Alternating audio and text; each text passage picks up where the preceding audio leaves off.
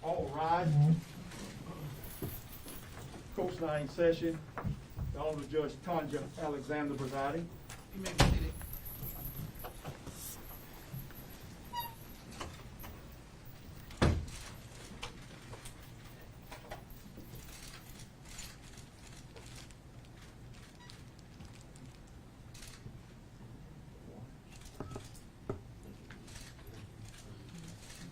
Today is Thursday, September 16th, 2021. The time is 4:02 p.m. We're here for a bond hearing for Richard Alexander Murdaugh. I see that we have representation from the Attorney General's office. Could you please state your name for the record, please? Yes, good afternoon, Your Honor. My name is Creighton Waters, with the South Carolina Attorney General's office, and with me is Megan Bergstead, also with that office. Thank you. And also, let's see that the defendant also has representation. Could you please state your name, please, for the record? Yes, Your Honor. May I remove my mask to address the court? This is to state your name, you have to put it back on after that. Yes, ma'am. I'm Dick Harpootlian. This is Jim Griffin. We represent Mr. Murdaugh. Okay, thank you. Thank you. All right. The cases that we have before us today, Mr. Murdaugh, is case number 2021 A25101000204, insurance, false statement misrepresentation, and case number 2021 A25101000206, conspiracy, and case number 2021 A25101000207, filing for a false police report of a felony violation. Okay? I'm going to read this information to you. It should be in front of you right now. Please follow along with me as I read it. We're going to start with number 2. Warrant for arrest will be issued violation for any condition of this bail-bound order. You have the right and obligation to be present at trial, and that trial may proceed in your absence if you fail to attend.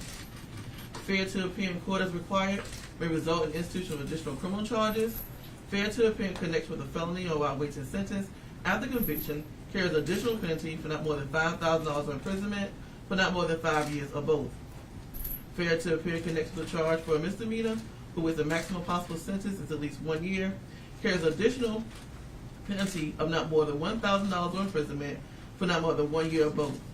Failure to appear in court as required on any charge not specified above will result in issuance of a warrant of definitive arrest as well as loss of posted bond. You also have a right to a preliminary hearing. You have 10 days from the day to do so. You can do that orally or in writing. You also have the right to a trial by jury.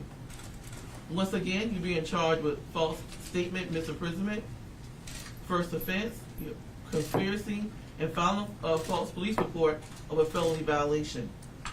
You also have the right to counsel and the right to a court-appointed counsel if financially unable to employ counsel. Turn to the next page, please. If you're interested in a court-appointed attorney, which I see you do have an attorney with you now, so we don't have to go with that, but you can if you want to get one appointed through the clerical office. Number 7, if the charge has been brought against you or discharged, dismissed, or no cross, or if you're found not guilty, you may have your record expunged. You're also required to keep the court notified of any changes of address until final disposition of this case. Turn to the next page. This is the notice for right to a preliminary hearing. This is what I was telling you about earlier. If you're interested in a preliminary hearing, you must fill this out and have it back to our office. The next page, information regarding your rights. Please listen carefully. You have been charged with a criminal offense, and if you're found guilty, you are facing serious consequences, which may include the payment of a fine, loss of your driver's license, and a possibility of a jail sentence. In addition, you may face increased penalties for later convictions, the loss of the right to possess firearms and ammunition, and immigration status will be affected. You have important constitutional rights, including the right to representation by an attorney, but you may lose these rights or waive them if you do not act to protect these rights. You have the right to hire an attorney to represent you in every case. If you cannot afford an attorney, you may be eligible for a free attorney.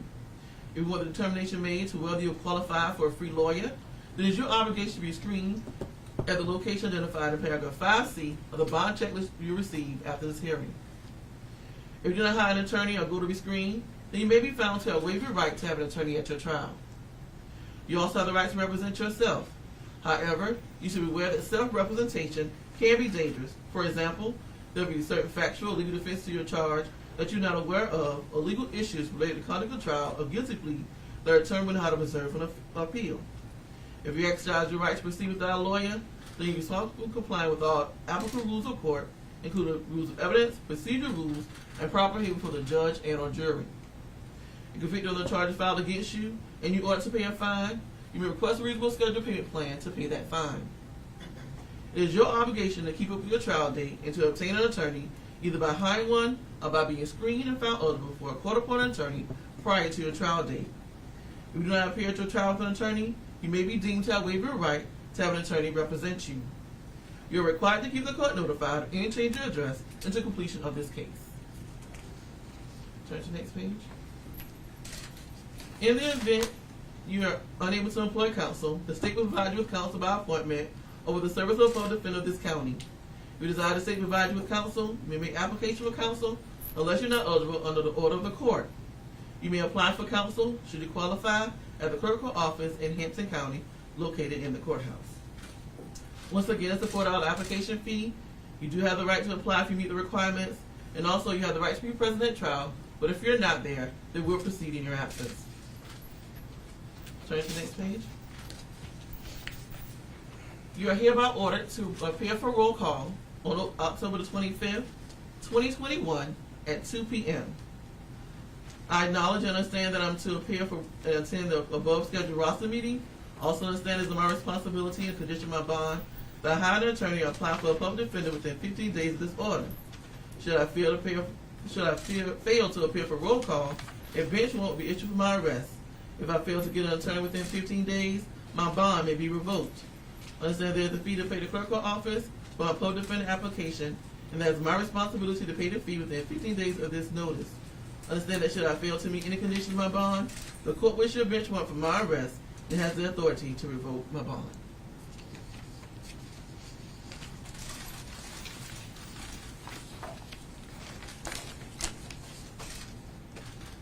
Before I set Mr. Murdaugh's bond, do you have anything to say from the Attorney General's office? Yes, ma'am, Your Honor, thank you. I believe there's a few conditions that we would ask for that the defense would probably not object to. The first one of those is surrendering the passport. I believe they have brought his passport here. We would ask it be surrendered to SLED for them to keep it in their custody. The second thing is we would like for a bond requirement that he sign a waiver of extradition.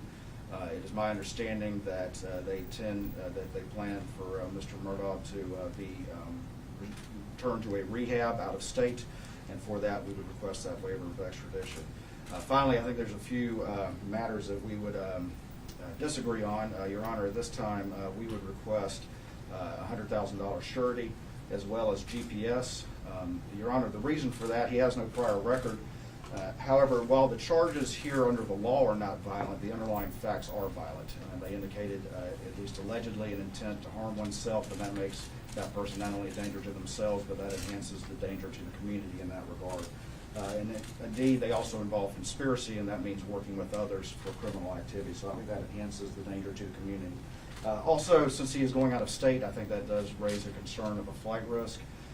He was at one rehab and will be going to a rehab in a different state. And again, he obviously has the resources to pay for these out-of-state inpatient rehab. I think that for that reason, GPS would be appropriate, Your Honor. And again, if after 30 to 60 days, if he has done fine on GPS, I'm sure I can speak with Mr. Harpootlian, or he can file whatever motion he wishes to file.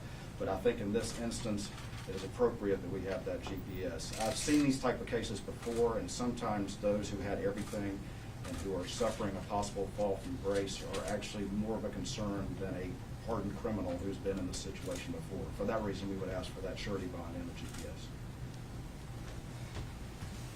May I remove my mask on? I don't think I speak clearly enough with the mask on to make myself understood. Your Honor, Alec Murdaugh has spent his entire life in this county. No prior record, actually involved in all aspects of this community, and up until this charge, had no blemish on his character whatsoever. He has, and we would concede, has had a significant opioid addiction, which has led him into some financial issues, and there's no question into this situation where he finds himself charged. Let me make a couple points. First of all, this crime involved his attempt to have himself shot so his son could collect insurance money. The only violence he's ever been involved in is this, which was to have himself executed. So he's not a danger to the community. The only person he's a danger to is himself. He immediately surrendered, immediately went to rehab after this incident. As soon as he got out of the hospital, he was shot in the back of the head. A bullet didn't actually penetrate his skull, went in with an entrance and exit wound. He may have had a minor skull fracture and some minor bleeding on the brain. As soon as he was released, he went to detox, and he was there for almost a week before he was ready to go to rehab. Unfortunately, the place he was at did not have a bed, and so we had to find him another bed. In terms of his financial resources, this is being paid for by insurance, not out of his pocket. And I can tell you, as a result of the recent events, he is not a man of significant means anymore. Everything he owns is basically leaned up. We would surrender his passport to SLED. I brought it here today. Your Honor, I'd like to hand up to the court a letter. I don't want to publish it, or the location of the rehabilitation facility for obvious reasons. We have tremendous media interest in this, and we certainly don't want them showing up. And I think it explains that the doctor believes he can benefit from this, and he only let him come up here. If he came up this morning, he needs to go back this afternoon to not get kicked out of the facility. 17-15-10, which is the statute governing bond, says he's entitled to a personal recognizance bond unless it's shown he's a danger to the plea.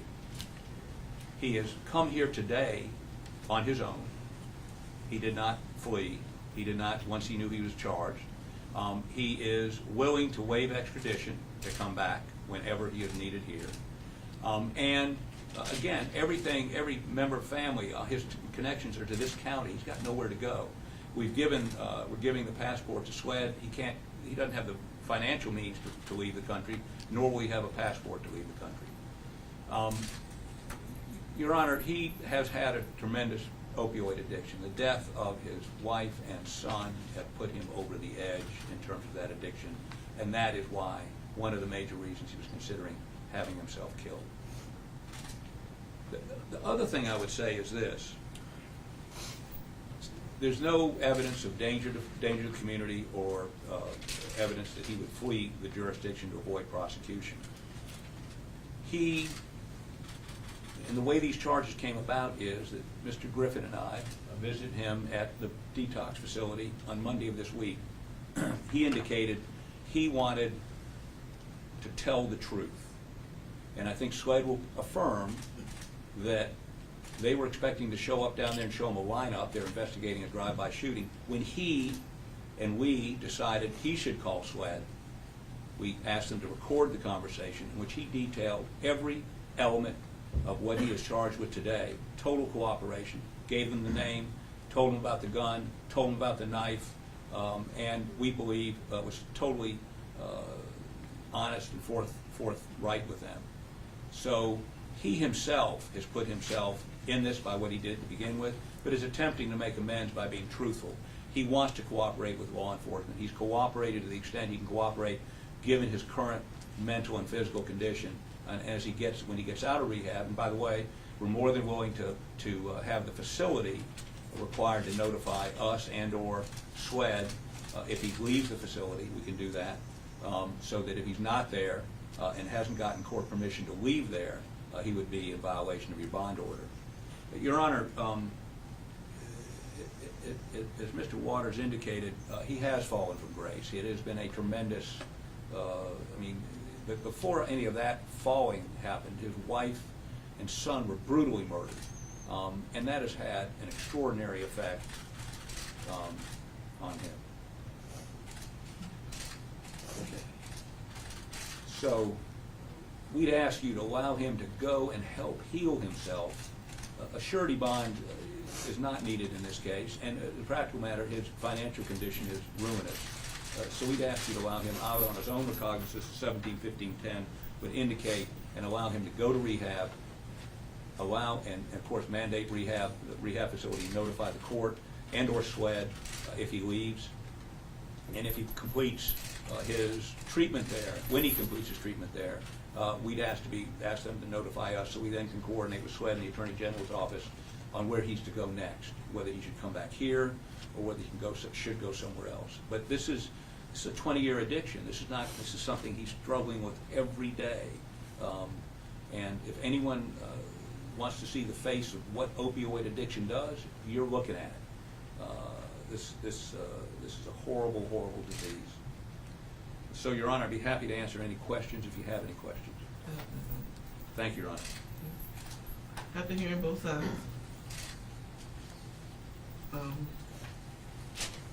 I don't feel that Mr. Murdaugh is going to be a risk to the community.